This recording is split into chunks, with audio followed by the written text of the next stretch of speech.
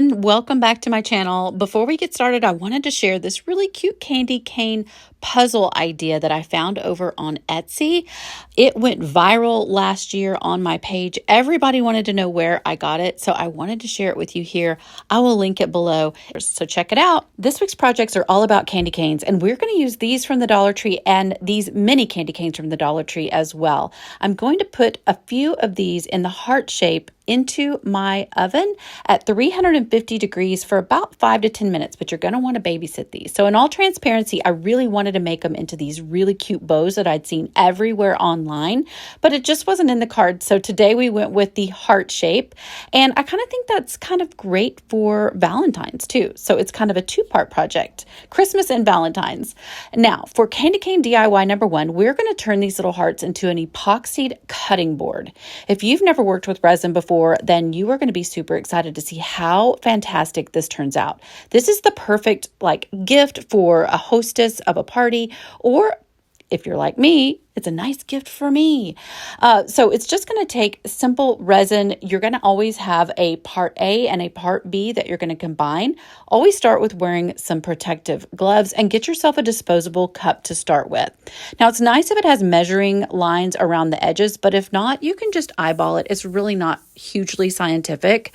I went ahead and added about half the jar of the part A and then half the jar of part B, that was easy for me to say, of the hardener. So you're just going to stir this with a popsicle stick or craft stick, and you're going to try to be gentle and slow. You don't want to be too aggressive with the stirring because it can cause lots of extra little air bubbles, which is not what we want.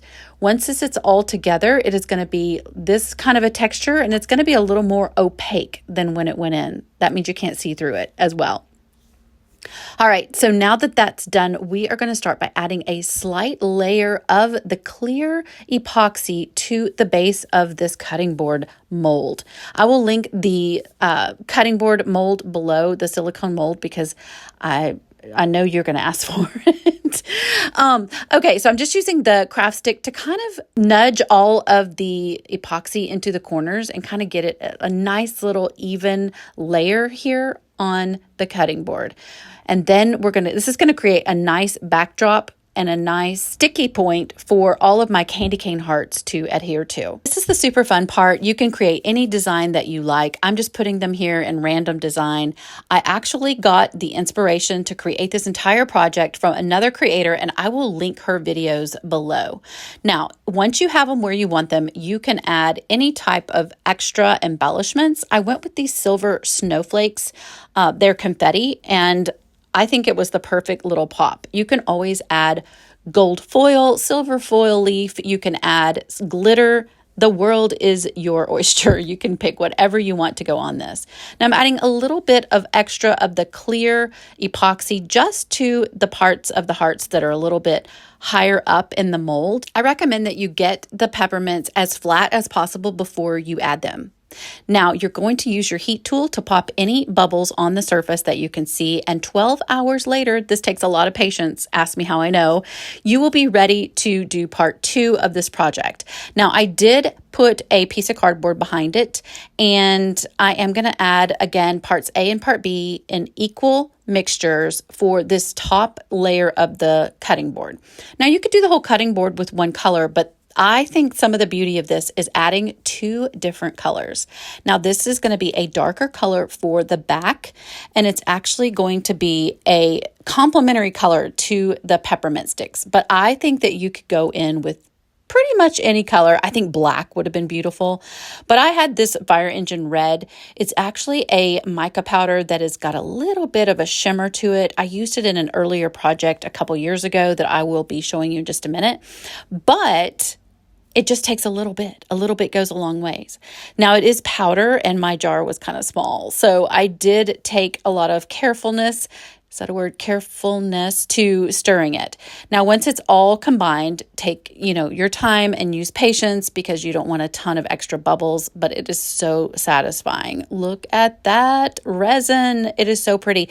It is ready to pour onto my cutting board. So you're just going to go in a slow, methodic rhythm and use your little craft stick to gently glide it again into all of the corners so that it's not missing. You don't want to get too aggressive and pour it all out at once because you might end up with overflow. Ask me how I know. You don't want it to go outside of the mold. So 12 hours later, here we're going to reveal our design from the mold. Super easy to remove, and voila, we've got a really pretty cutting board. I'm loving it. This is what I did with the extra red resin that I had. This is a nod to a project I did a couple years ago. It is a little tea light, and this is how it turned out. Here is the cutting board up close. You can see the different designs, the two tones. You can see the little peppermint ribbon that I added with the snowflake bling to the center. This is how the snowflakes inside shimmer. The camera is not doing it justice. I'm telling you, it is absolutely gorgeous. It's got the two tones. You can see them very clearly separately, and I think it makes an amazing gift or even one for yourself.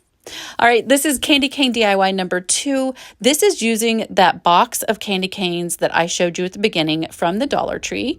Once you have them all out of the box, we're going to arrange these to make a really pretty candy cane wreath. This is so simple. You're just going to glue 2 candy canes back to back. So you're adding the hot glue, and I'm using a low temp hot glue with a very micro precision tip to the back of a candy cane about 3/4 of the way up, and then adding them to another candy cane. You're going to repeat this process until you have all of your 10 pairs of candy canes put together. So that's 20 candy canes total, 10 pairs. And you're going to glue them, of course, at the top of the tip and, of course, again, in the bottom as like a heart shape. Now, I had this Dollar Tree snowflake ornament that I thought would go absolutely perfect to the center of this candy cane wreath. And I want to know what you think. Let me know in the comments. Okay, also, I flipped it over and decided to glue it to the ornament from the back. This turns into the prettiest design. Oh my goodness, my friend. Listen, I added a bow right here through the handy ornament eyelet that was there, and it was perfect the way that it turned out. This is how it looks hanging on my kitchen cabinet. Oh, I'd love a thumbs up if you love this and think it's really pretty. Also, if you like all of these ideas, any of these ideas, if you're inspired in any way, shape, or form, I would absolutely love it if you hit that notification bell, subscribe to my channel, and stuck around. This is, again, a really easy project with candy canes. Number 3 project, I decided to use some faux candy canes. I will try to find some and link them below for you guys as well. But for this one, we are going to make a Christmas star ornament. So we're going to be gluing them similar to the shapes of the other ones, but we're going to do them the opposite. So instead of gluing them from the back to back, we're going to glue them at the tip of each top and bottom in order to make a heart shape ahead of time. I hope that makes sense. And we're going to end up with 5 hearts, and this is how easy it is to make it look like a star. How cute is that? Okay, so now we're just got to do the easy part, which is gluing it all together. Once you have it glued together, you should have the perfect Christmas star. I had so much fun spinning that. So I was looking at that snowflake ornament again, and I was like, it's a little too much maybe for the star. And then I looked at some of these little glue on stickers, and then I looked at some just faux greenery, and I was like, landed on this piece of Christmas pick. So it's a Christmas pick, and I didn't love some of the parts of it. So I went ahead and nipped off this kind of faux greenery part that I didn't feel like looked very real at all. And then I ended up not liking another part of it, which was this leaf on the edge. So I used my wire nippers to get that. And then the excess of the branch, I went ahead and took that off too. I hot glued that Christmas pick right there to the center of my star. And then I added the same red ribbon as the other wreath to the tip of one of the star corners. Now, this is all optional. The way you dress it up is all you, my friend.